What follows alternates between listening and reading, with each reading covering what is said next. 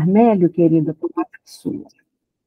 Muito agradecido. Eu vou pedir para o Itamar, por gentileza, colocar o slide, caso ele possa, por favor. Mas nós estamos iniciando o nosso estudo da... Tudo bem, Beth? A Beth se encontra, tudo bem? Tudo bem. Nós estamos iniciando os nossos estudos. A Bárbara, a Débora se encontra entre nós também. Obrigado, Débora.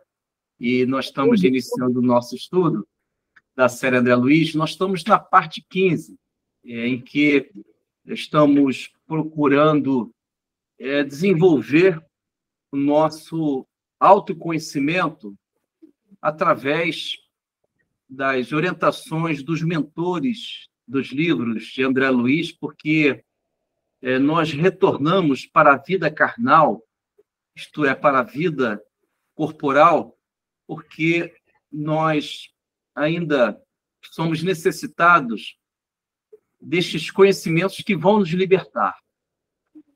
O grande desafio é como definimos a vida. Qual é a diferença do ser angelical, o espírito superior, perante a todos nós? A diferença é que eles definiram a vida segundo os valores do nosso Senhor Jesus Cristo. Então, para eles, a vida é algo sagrado.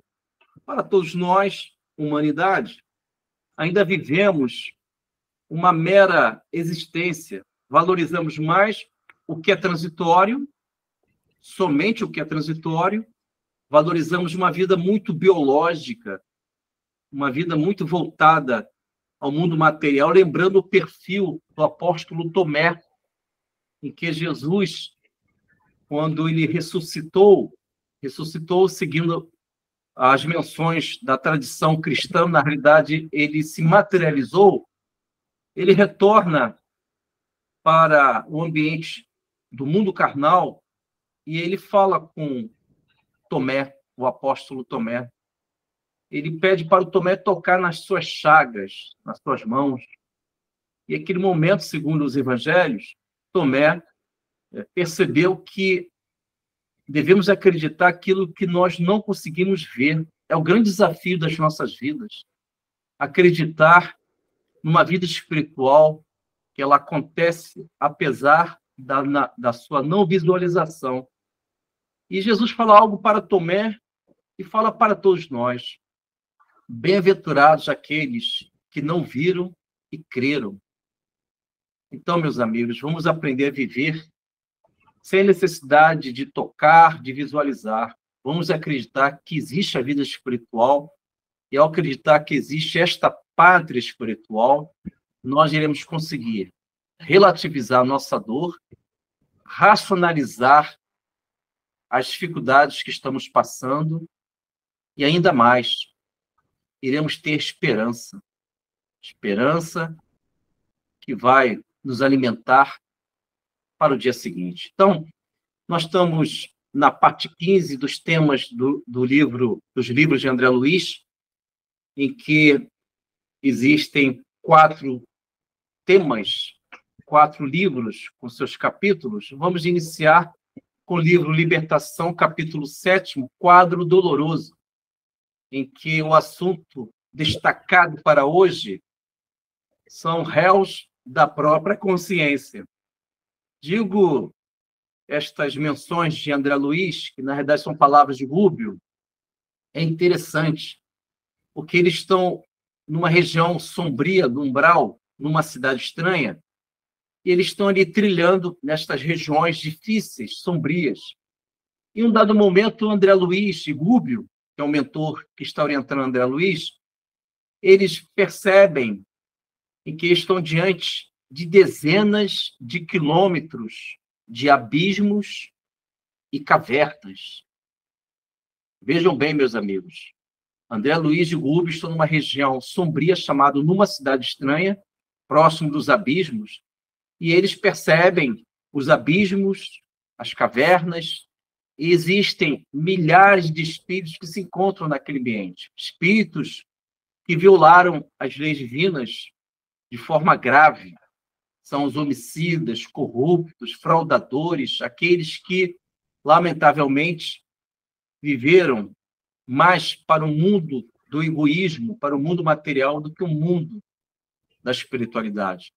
E, um dado momento, André Luiz observa que, naqueles abismos, ele começa a escutar vozes de lamentação, vozes pedindo auxílio, ajuda, e o Rubio explica que estes irmãos, eles se encontram naqueles abismos, que são verdadeiras cavernas desagradáveis, segundo o André Luiz, e o Rubio começa a explicar as razões de eles viverem ali e o que eles estão vivendo estas experiências, experienciando essas dores. E ele diz o seguinte, a respeito desses irmãos, entendam uma coisa interessante. O umbral não é somente uma localidade do mundo astral. O umbral também é um estado de espírito. Quando nós vivemos confusões mentais, infernos íntimos, nós criamos um umbral no nosso mundo íntimo. Precisamos viver as disciplinas espirituais que nos libertam. E o Rubio fala a respeito desses irmãos. Ele diz o seguinte, que esses irmãos que se encontram nesses ambientes, esses charcos, abismos, são réus da própria consciência. São réus da própria consciência. Quando nós conseguimos desenvolver o Cristo em nós, a nossa consciência ela é suave e consoladora. Mas quando nós agimos de forma rebelde, quando nós prejudicamos o nosso próximo, ferimos corações, sangramos esperanças de outros, na realidade, tornamos réus da própria consciência. E existe uma questão do Livro dos Espíritos, 621, em que Allan Kardec pergunta aonde se encontram as leis divinas? E a resposta, na consciência. E o Rubio fala, são réus da própria consciência, porque a consciência, nela reside, nela existe as leis divinas. Eu vou pedir para a Norma ler, para que possamos fundamentar as palavras do mentor Rubio, que se encontra com André Luiz numa cidade estranha, numa região do umbral, e ele explicando o Rubio a respeito desses irmãos que estão ali naquele charco, naqueles abismos, expurgando resíduos mentais, vivendo já a experiência da expiação, ele diz que são réus da própria consciência, mas a consciência significa o quê? Do ponto de vista espírita. O que é a consciência? E a questão 621, fundamentando as palavras de Rubio, no Livro dos Espíritos, diz que se encontram em nossa consciência as leis divinas. Eu vou pedir para a Norma ler questão 621. Pode ser, Norma, por favor? Ok, querido. Essa questão é na parte 3ª, capítulo 1, das leis morais. Conhecimento da lei natural. Questão 621. Onde está escrita a lei de Deus? Na consciência. Aí tem o item A. Visto que o homem traz em sua consciência a lei de Deus, que necessidade havia de lhe ser ela revelada? E a espiritualidade responde: ele a esquecera e desprezara. Quis então Deus lhe fosse lembrada. Muito agradecido, Norma. Então, a questão 621 e o item A deixam claros para todos nós que as leis de Deus, as leis divinas, elas se encontram em nossa consciência. Então, olha que situação muito enigmática, meus amigos e minhas amigas.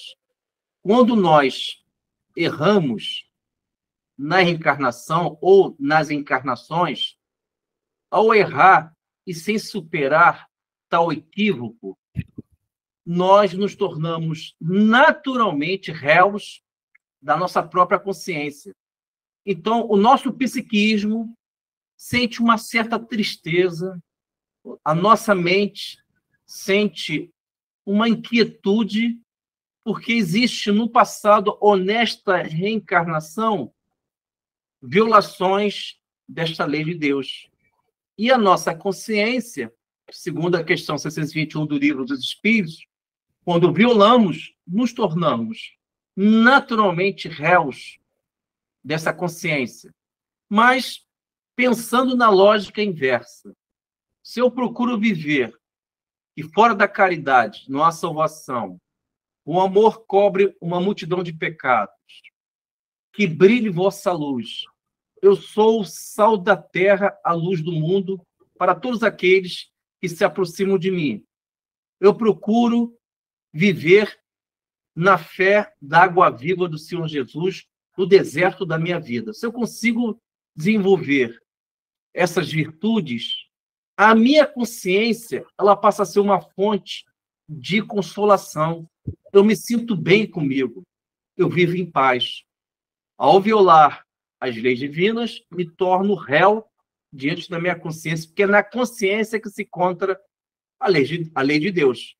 Mas se eu procuro agir na lei de adoração, do trabalho, no amor em Cristo, a minha consciência é uma fonte de consolação. Percebem, meus amigos, que nós não tem como, nós não iremos conseguir fugir de nós mesmos, porque tudo acontece no ambiente, na ambiência da nossa mente, do nosso psiquismo. E é interessante, dando continuidade, continuando no livro Libertação, capítulo 7º, quadro doloroso, estamos agora no segundo retângulo, ruínas do próprio eu. Isto é, seguindo a lógica do mentor Gubbio, ele se encontra numa cidade estranha, numa região do umbral. E naquele ambiente, com André Luiz, eles observam diversos irmãos nos abismos, pedindo ajuda, auxílio. André Luiz escuta vozes e o Gubbio, sensibilizado, explica para André Luiz que esses irmãos, quando estavam na Terra, eles, lamentavelmente, ignoraram os dons da vida. Eles valorizaram os ídolos da sombra e da mentira. Eles escolheram voluntariamente o egoísmo, o mundo transitório.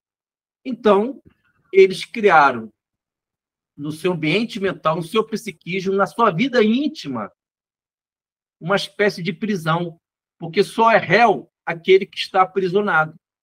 Por que está aprisionado? Porque a consciência vai lhe alertar. Você errou, você prejudicou famílias, você, lamentavelmente, tornou-se uma espada que feriu corações. Então, eu me coloco naturalmente como réu da minha consciência.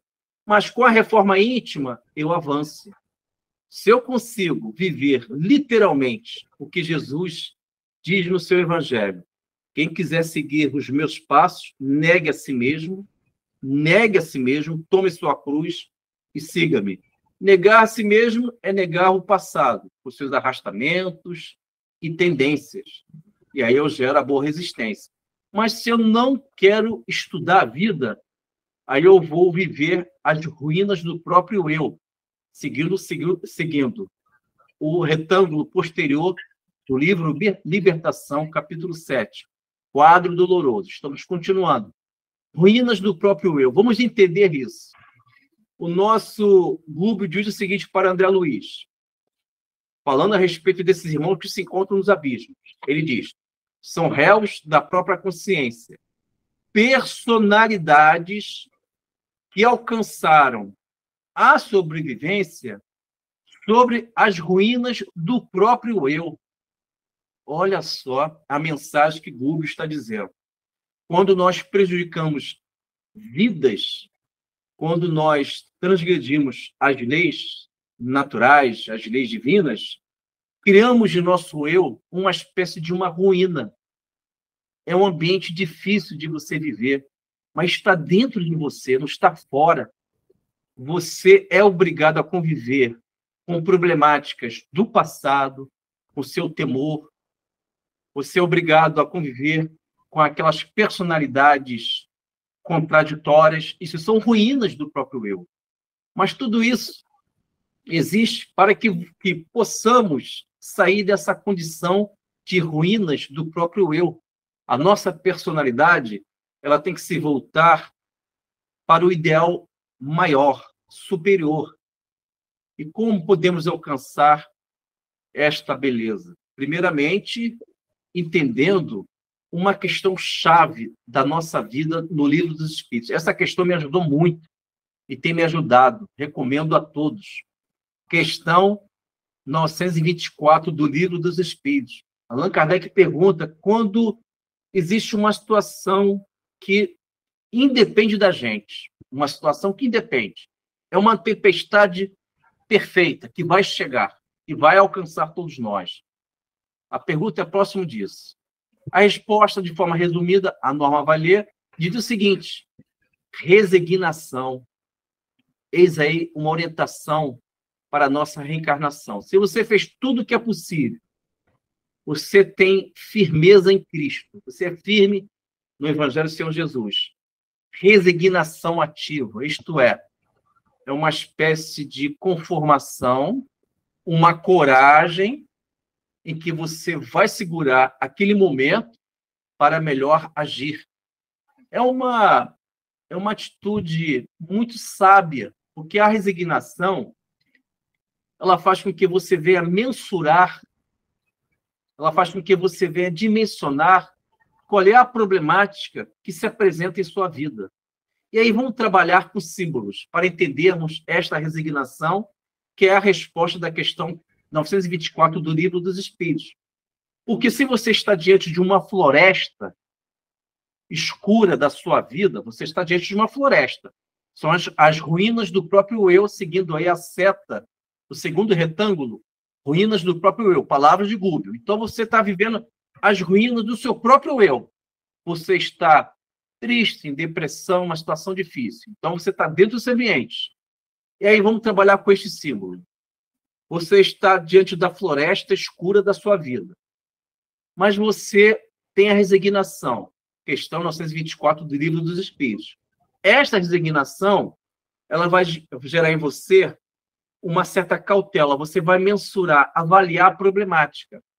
Eu pergunto a vocês, numa floresta escura, vocês vão entrar nesta floresta que está escura? Ela não tem luz. A possibilidade do erro é muito maior. Então, a pergunta é essa: irei penetrar nesta floresta escura? Claro que não. Porque eu tenho a resignação de saber esperar o amanhecer. O amanhecer é a resignação de forma simbólica.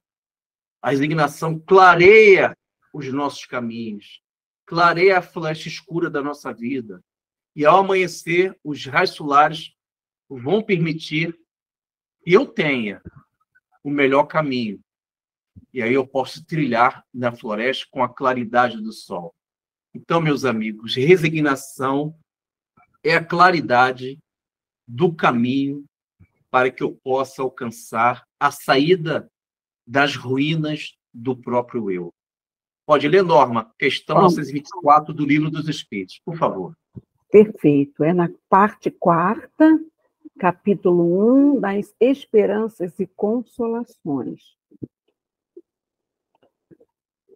Há males que independem da maneira de proceder do homem e que atingem mesmo os mais justos. Nenhum meio terá ele de os evitar? E a espiritualidade responde: deve resignar-se e sofrê-los sem murmurar, se quer progredir. Sempre, porém, ele é dado aurir consolação na própria consciência, que lhe proporciona a esperança do melhor futuro, se fizer o que é preciso para obtê-lo. Agradeço, Norma, agradeço. Então, meus amigos, minhas amigas, olha que interessante. Segundo o Rubio, nós estamos aqueles irmãos que se encontram no umbral, nos abismos, numa cidade estranha, numa região geográfica do mundo astral inferior, todos eles encarnados, viveram as violações das leis divinas e Gubi e André Luiz observam dezenas de quilômetros com abismos e cavernas, e se encontram ali irmãos em sofrimento, em que eles estão drenando resíduos mentais. Esses irmãos impregnaram no seu perispírito vibrações pesadas, miasmas, bactérias obscuras, micro-organismos astrais, em que, lamentavelmente, geraram neles essa brutalidade, essa rigidez de caráter. E o nosso mentor Gubi, do livro Libertação, diz o seguinte, que cada um de nós, se porventura venhamos a viver as rebeldias espirituais, iremos viver, olha só que interessante, a nossa personalidade, ela vai sobreviver dentro do ambiente das ruínas do próprio eu. Isto é, eu vou sentir aquilo que eu criei no passado, aquilo que eu prejudiquei outros e a mim mesmo. Mas Jesus, ele é a misericórdia divina. Ele é aquela mão luminosa que cura as nossas chagas, as nossas feridas. E o mestre, através do seu enviado Allan Kardec, propiciou a todos nós algumas soluções. Uma delas é esta questão que a Norma leu. Devemos ler e reler essa questão 924, porque ela diz que a solução para as tempestades das nossas vidas é a resignação ativa. Resignação ativa é no sentido de você criar pequenos movimentos para sairmos destas ruínas psicológicas que nós criamos ao longo de muitas encarnações. E essa resignação faz com que eu possa dimensionar, mensurar quais as soluções da minha vida. Isto é, saber esperar, procurar trilhar os caminhos das nossas vidas com as disciplinas espirituais. E o nosso Rubio diz, vou repetir, que são colocações que ele faz no umbral, explicando o André Luiz a respeito desses espíritos rebeldes que se encontram ali nos abismos. E ele diz o seguinte, esses irmãos são réus da própria consciência, personalidades que alcançaram a sobrevivência sobre ruínas do próprio eu. E o André Luiz, no livro Nosso Lar, capítulo 1, Zonas Inferiores, André Luiz viveu estas ruínas do próprio eu. Ele diz que logo depois que ele desencarnou, logo depois, ele se viu no umbral e ele teve uma sensação de não querer existir, de não querer pensar, porque ele sentiu o peso do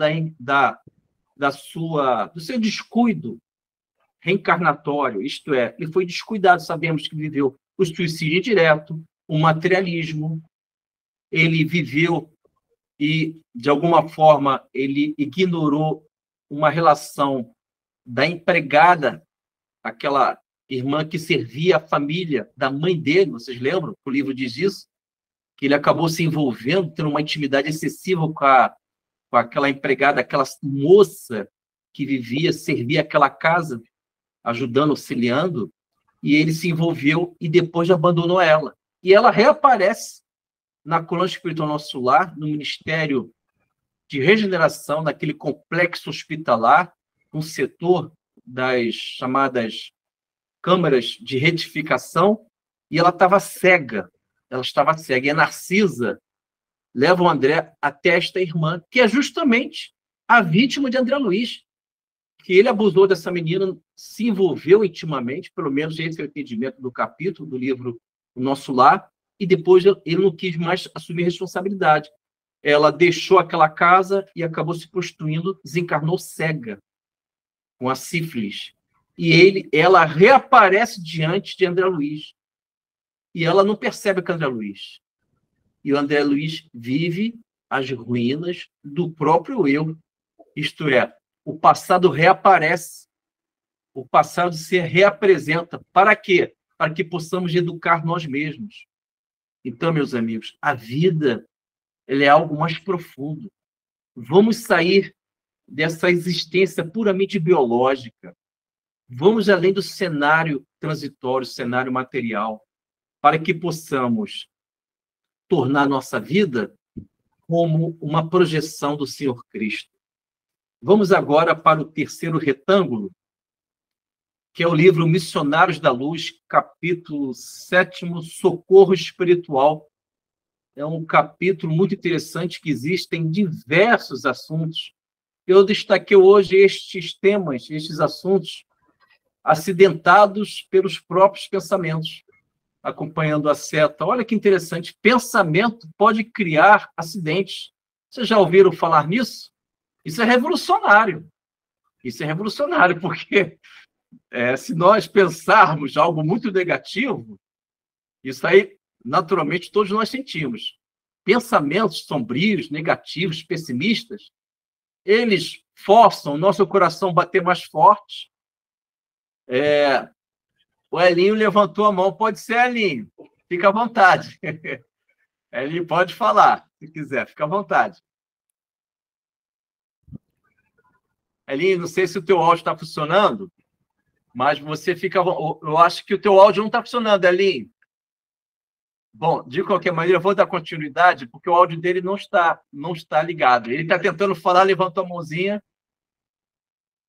Bom, enfim, então eu vou dando continuidade. Ele talvez... enfim. Bom, de qualquer maneira, dando continuidade, então, o livro Missionário da Luz, capítulo 7, Socorro Espiritual, acidentado pelos próprios pensamentos. E, com isso, nós podemos entender que existe um personagem central nesse capítulo chamado Antônio. Antônio tem em torno de 70 anos de idade, se encontra ainda na nossa dimensão física, mas ele está para desencarnar. E naquela situação, o nosso Antônio, que é o personagem que está doente, ele sai um pouco do corpo e está desdobrado, porque, ao deitar, ele começou a pensar sobre a vida, vários pensamentos inferiores. E esses pensamentos inferiores estavam atingindo a saúde mental dele. Esses pensamentos estavam criando acidentes emocionais e até orgânicos. Meus amigos, minhas amigas, os pensamentos negativos, os pensamentos contrários à harmonização, à harmonia do bem, esses pensamentos podem criar acidentes em nossos organismos, seja o organismo no perispírito, ou seja o organismo no próprio corpo físico. E o Antônio, ele estava ainda encarnado, estava desdobrado, não conseguia voltar para o corpo, porque esses pensamentos criaram este ambiente mental.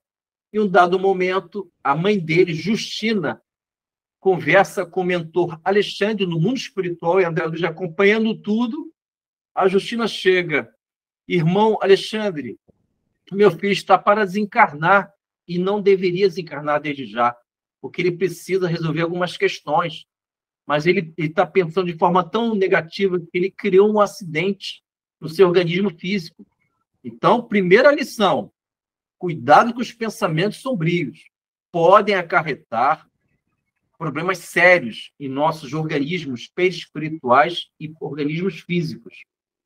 E, diante disso, o nosso mentor Alexandre, ele consegue, através de uma concentração mental, telepatia, convocar e evocar o Francisco, que é uma legião de espíritos do bem, todos eles originários da colônia espiritual Nosso Lar, que resolvem ajudar o Antônio, que ele não pode desencarnar, ele tem que auxiliar ainda os seus entes queridos. E a pedido da sua mãe, que já desencarnou, a Justina, está ali intermediando no mundo espiritual, a fim de auxiliar seu filho.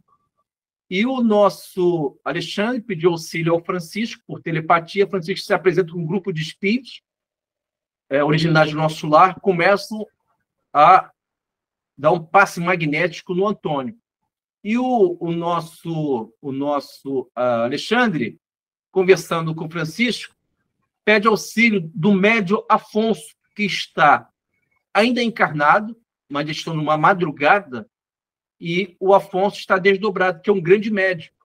e eles conseguem trazer o Afonso, que é um grande médium, e coloca as mãos do Afonso desdobrado, ainda está encarnado, coloca as mãos do Afonso sobre a cabeça do Antônio e faz uma transfusão magnética. É um super passe a ponto do Antônio voltar para o corpo. E, ao voltar para o corpo, ele consegue restabelecer a sua saúde. E o Alexandre diz para a Justina, a mãe dele, que ele terá mais 5 meses. É uma espécie de moratória. É um acréscimo da vida espiritual. Você tem mais alguns meses de vida. Olha que interessante. Então, não é tão matemático a nossa desencarnação. Vamos encarnar naquele dia, naquele horário, naquele segundo. Não é bem assim. Porque nós podemos deixar a vida material dentro de um ambiente, dentro de condições em que podemos ter uma moratória de meses, anos, dependendo do bem que nós venhamos a fazer. Mas podemos também, dependendo do espírito, antecipar a nossa desencarnação. Nesse caso do Antônio, interessante, houve uma moratória, um acréscimo de mais 5 meses, para que ele possa resolver questões de natureza moral perante os seus entes queridos.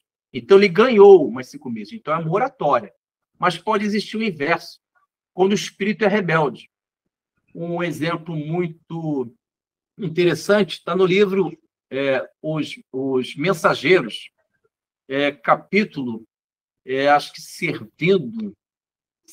os servidores, uma coisa assim, esqueci o nome do capítulo, mas existe um capítulo no livro Os Mensageiros em que se apresenta ali no ambiente, no Campo da Paz, administrado por Alfredo Ismalha, e André Luiz está acompanhando com a Aniceto, e eles vão até uma parte dessa colônia, Campo da Paz, que amparam os doentes mentais. E, ao chegar naquele ambiente ali, se apresenta uma senhora, e ela pergunta: Alfredo, eu posso voltar para o meu lar? Ela já está desencarnada, mas ela não sabe. Ela pensa que ali é um ambiente hospitalar. Eu posso voltar? Aí o Alfredo fala: não, essa não está ainda em condições, melhorando, a senhora vai voltar por lá, sim. E depois de uma certa conversa, ela falou: eu preciso voltar para cuidar das minhas 2 filhas, porque o meu marido é muito difícil. Então, ela fez colocações ali estranhas. O André Luiz não entendeu, mas depois o Alfredo explicou. Escutem, meus amigos. Olha só a situação dessa senhora. Ela, na última encarnação, ela antecipara a desencarnação dela porque ela tinha o propósito de envenenar o marido, ia matar o marido. Então, a fim de evitar uma violação da lei divina através do homicídio, do assassinato, eles anteciparam a desencarnação dela, porque ela ia matar o marido pelo veneno. Então, alguns casos, por misericórdia divina, o mundo superior pode conceder moratório, um acréscimo de vida. Em outros casos, pode antecipar a nossa desencarnação para evitarmos violações às leis divinas. E nós estamos agora, vamos para o livro No Mundo Maior. Temos aí o capítulo 18, creio eu não estou conseguindo fazer a leitura aqui, mas acho que é o capítulo 18, não é isso, Norma? Velha Afeição. Velha Afeição. Capítulo 18, Velha Afeição. Muito agradecido. Velha Afeição, capítulo 18 do livro No Mundo Maior. Matéria mental das vítimas. Ótimo, matéria mental das vítimas. Vocês sabiam que o avô de André Luiz, ele se encontrava naquela oportunidade há 40 anos no umbral? O nome do avô de André Luiz é Cláudio. E ele é apresentado nesse capítulo, Velha Afeição.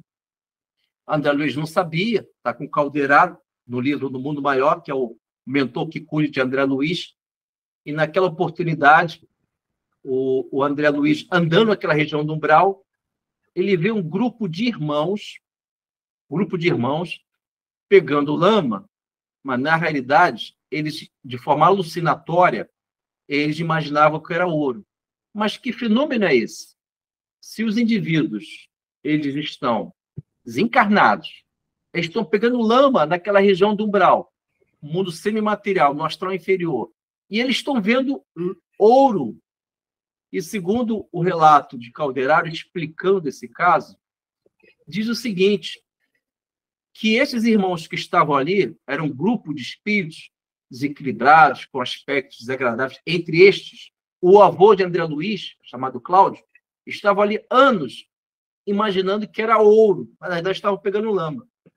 Eles, na última encarnação, cada um deles, eles viveram o egoísmo feroz, eles prejudicaram vidas em nome do poder econômico, eles viveram os benefícios das injustiças que, às vezes, as riquezas elas oferecem, porque, às vezes, as pessoas elas agem na ilicitude, elas estão agindo de forma ilícita para alcançar benefícios materiais, financeiros, e esses irmãos têm essas características, que eles viveram o egoísmo brutal, e ao desencarnarem, eis aí o tema, o estudo desse último e quarto retângulo, indo pela seta, orientado pela seta, matéria mental das vítimas. As vítimas que eles prejudicaram na última encarnação, todos encarnaram, se encontram ali. As vítimas que não perdoaram, deveriam entender o valor do Cristo, o seu Evangelho. As vítimas aguardaram as encarnações de todos eles, esses irmãos que prejudicaram as vidas através de egoísmo, de exploração, enfim. E eles lançaram a matéria mental. O que seria a matéria mental?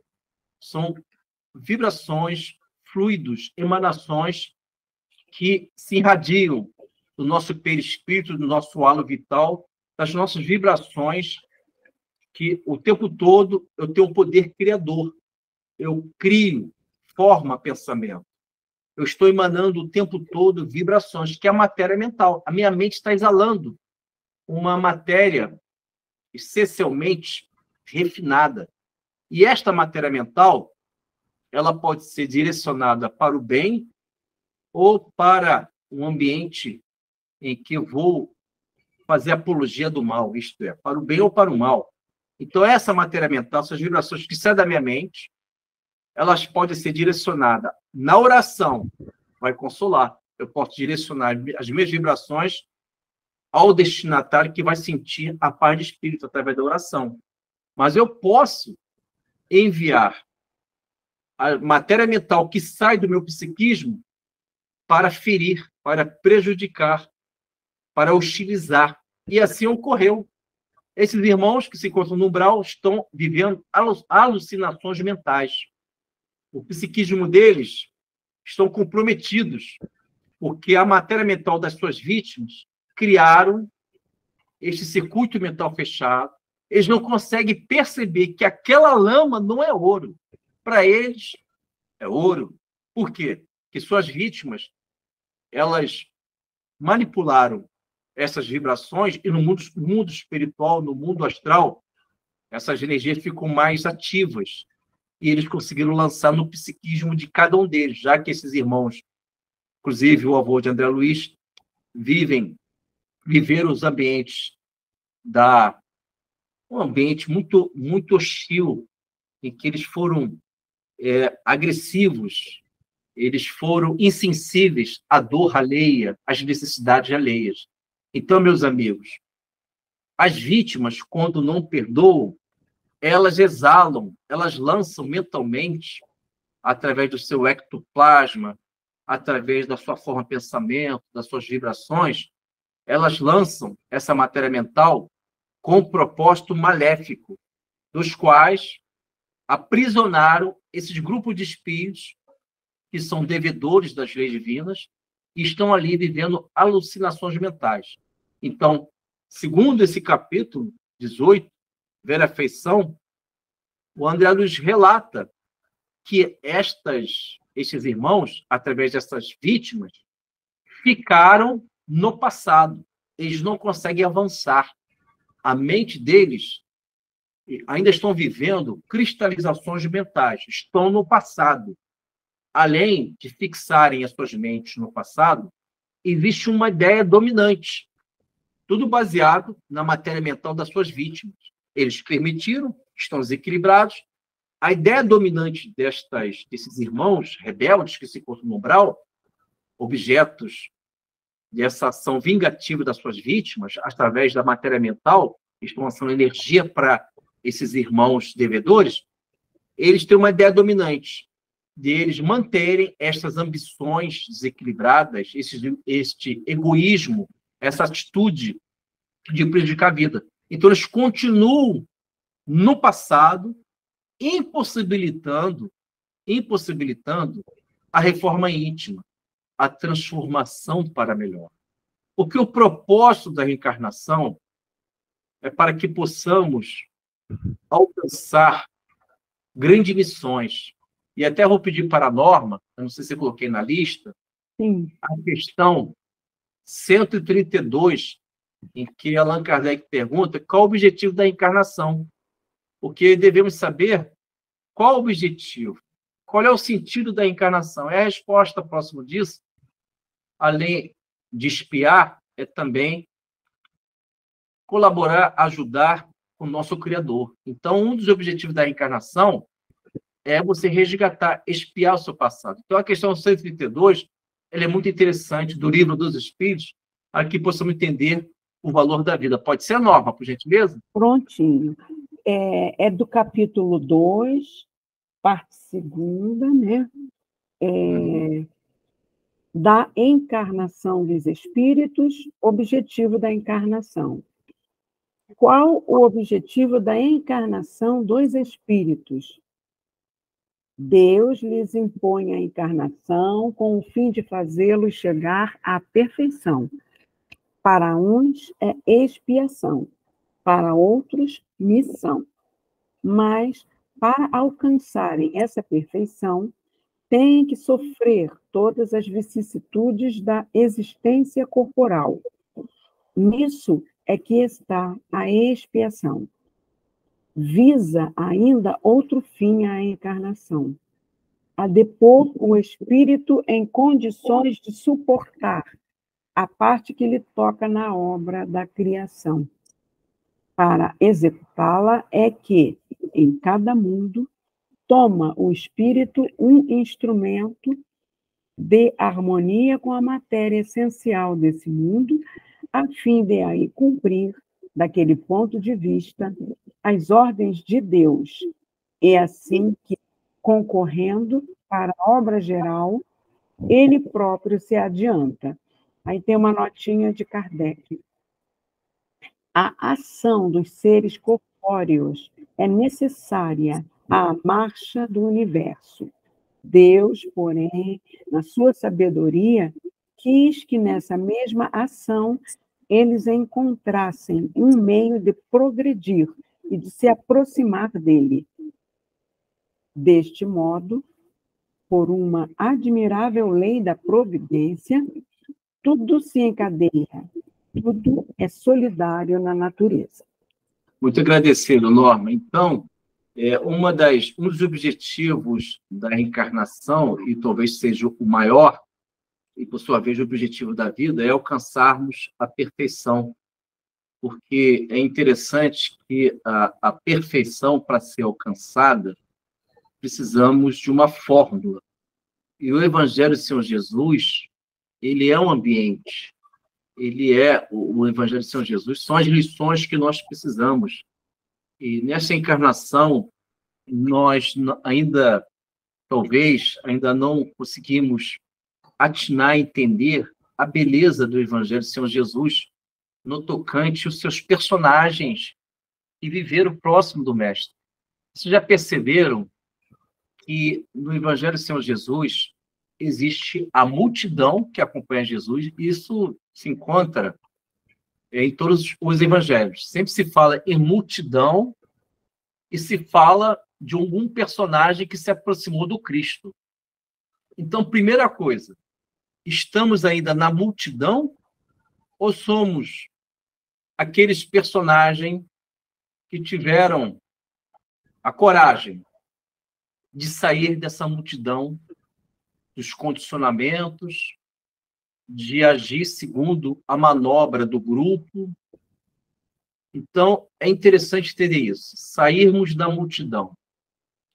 E existe um personagem que teve essa coragem, essa valentia, este heroísmo de sair da multidão, que é o Bartimeu.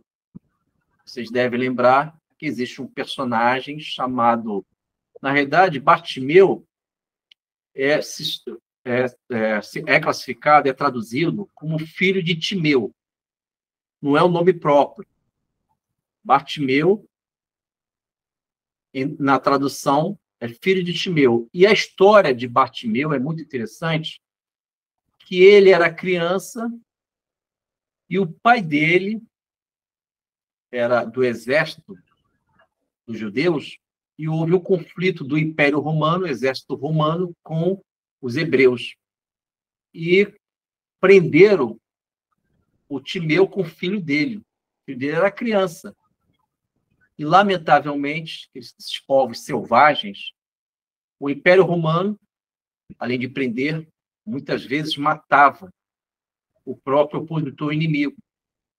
E, ao matar Timeu, o pai desse irmão que se encontra cego ali numa calçada em Jericó, que ouve falar em Jesus, está ouvindo a multidão clamar a Jesus. Mas, quando criança, o pai dele foi morto na frente dele. E a última imagem, antes de ele ficar cego, porque o soldado romano cegou o filho de Timeu. E ele viu o pai morrer antes de ser cegado. Bom, essa criança se tornou adulto e está ali em Jericó, cego, na calçada da vida, e ele começa a ouvir a aclamação da multidão falando de Jesus, anunciando a presença de Jesus. E o Bartimeu, filho de Timeu, ele resolve valorizar o que ele tem, que é ouvir. Então, ele valoriza aquilo que ele tem, o melhor, e não ficou somente na cegueira. E ele começa: Jesus, filho de Davi, tenha misericórdia de mim. Então, ele começou a se exaltar, a ponto do Mestre Jesus pedir para que os apóstolos pudessem trazer o filho de Timeu. Isso está nas Escrituras. Em um dado momento, é levado o filho de Timeu perante a Jesus. Então, existe uma situação que diz respeito a todos nós, meus amigos. O filho de Timeu é cada um de nós. Porque este irmão cego, ele tem uma memória. Antes de se tornar cego, ele viu o pai morrer nas mãos do Império Romano. Então, havia uma memória que ele não conseguia superar. Foi a última imagem antes de se tornar cego quando criança. Mas, além da cegueira, ele tem essa memória triste no mundo mental dele. E Jesus pergunta: o que queres que eu faça? Aí ele responde ao mestre: que eu volte a ver. E Jesus cura o filho de Timeu. E é incrível a vida, meus amigos. Aquela memória que guardou, arquivou a morte do seu próprio pai, quando ele volta a abrir os olhos, ele vê a face de Jesus.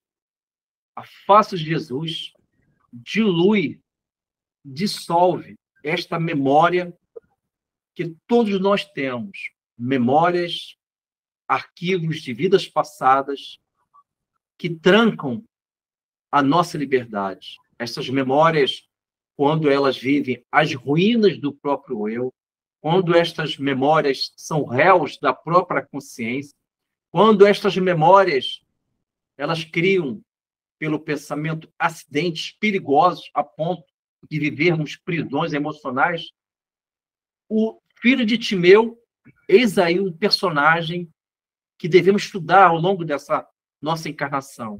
Sejamos o filho de Timeu, que teve a coragem de ir até o mestre e, ao ser curado da sua vista, ele vê a face de Jesus.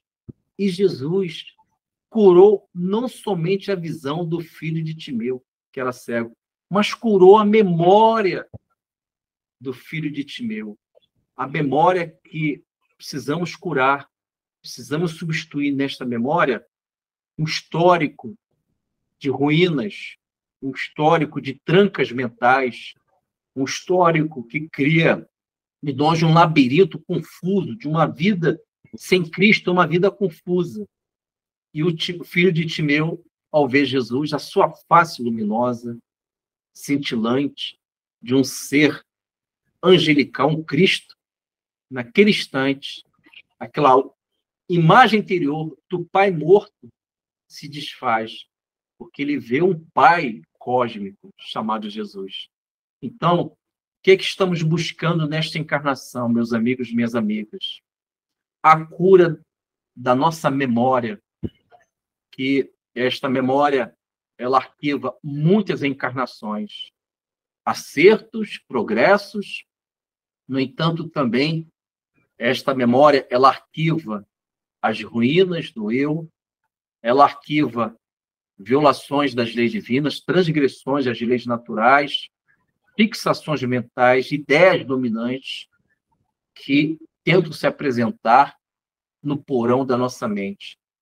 Mas quando temos a coragem de sairmos da multidão, dos condicionamentos, dos hábitos de vidas passadas que tentam se representar, que tentam configurar uma vida limitada no campo da matéria, porque essas memórias, elas criaram em nós as repetições e as reprovações. Por que reencarnamos? Porque nós reproduzimos vidas passadas. E estas vidas passadas são arquivos que nós podemos classificar como memórias.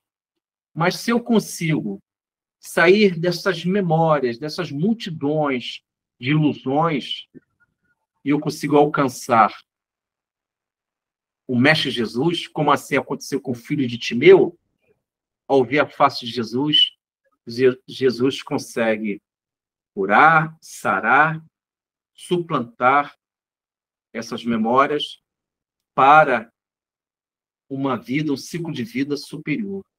Então, meus amigos, finalizando os nossos estudos, vamos procurar estudar esses personagens que tiveram a coragem, a iniciativa de sair da multidão de si mesmo e se destacarem com personalidades corajosas, que estas personalidades corajosas conseguiram tocar nas vestes de Jesus, ou as vestes literais, factuais, ou as vestes vibracionais, porque hoje nós podemos tocar nas vestes do Mestre Jesus em vibrações, porque existe o fluido universal, e podemos lançar os nossos pensamentos até o Cristo.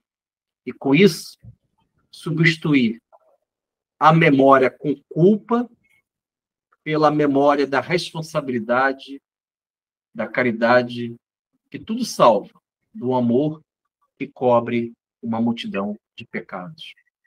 É isso, Norma. Muito agradecidos, Carmélio, por esse banquete de luz que você nos ofereceu.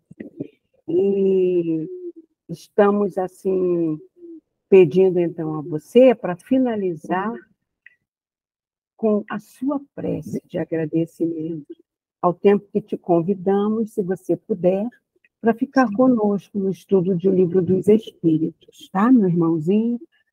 Muita paz.